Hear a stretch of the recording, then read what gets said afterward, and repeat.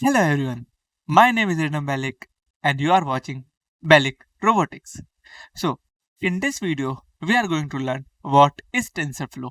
So, TensorFlow is one of the most common library which we use for deep learning. There are other libraries like PyTorch and Keras which are also very popular in the market, but we are using TensorFlow because TensorFlow is very easy to learn and it's more graphical oriented than the PyTorch or the Keras.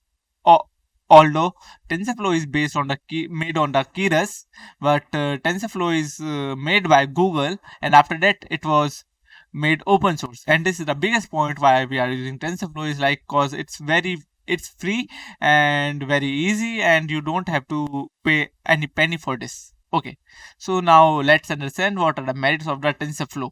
Okay, so TensorFlow is end-to-end provide an end-to-end platform, and we can write very fast learning codes cause it can run on GPU or TPU. So you already know what GPU are, but TPU are tensor processing unit. Okay, so tensor processing unit are much faster than the GPU. And our other point is it's give you whole stack functions. What do you mean by whole stack function is like it gives you all the function which you require for pre-process your data, make the model, deploy the model, optimize the model, everything. It give you every functions. So that's the quality of TensorFlow. And the other point is open source. I've already told you that it's free for all. You can contribute in its functions, or you can use freely this library and make your deep learning code. Okay, and last point is, but not the least, is it have TensorFlow Hub. So our point is, what is TensorFlow Hub? So TensorFlow Hub is like a open source community in which we can give our model, and we can take the model from others. Okay, and we can access TensorFlow Hub using TensorFlow, and there we can get every model for every solution which is already built. Okay, so this is all about TensorFlow. Our second question is, in the name TensorFlow, there we are getting the idea that is the flow of the tensors. So what is tensors, and why the tensors are so necessary? Actually, a whole deep learning thing revolve around the tensors.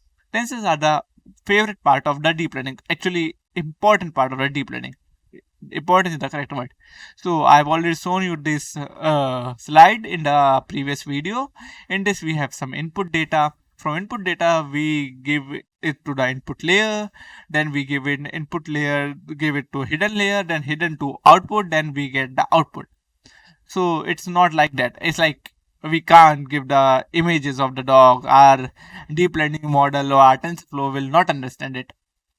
So what we basically do is like we have the images of the food, we convert it in the array, NumPy array or TensorFlow array. Is like I will explain you when we will do the practical. Okay, so we convert it to the NumPy arrays.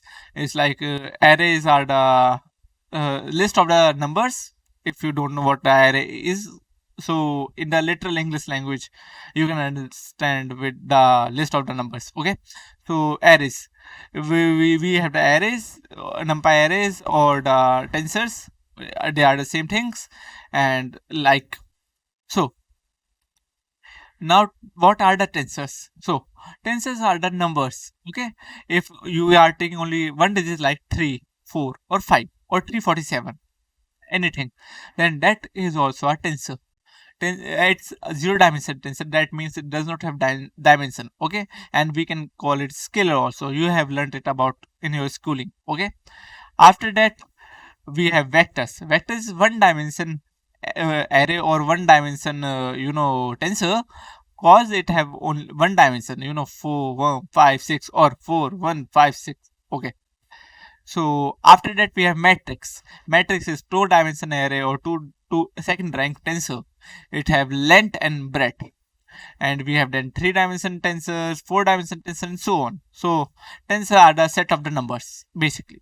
Okay, so what we do is like we give an we take the image, we convert it into the numbers or tensors, then we give the tensor to our neural network, then it just do the work and give our output in the tensors, then we convert our tensor to the output, and here is spaghetti. So this is how the neural network works and how the tensors work. So this was the important things you have to learn about tensors and TensorFlow. And in the other video which is coming after this, we are going to learn how to make the tensors in the TensorFlow. So stay tuned, subscribe my channel, and until then, bye bye. We will meet in the next video. Bye bye.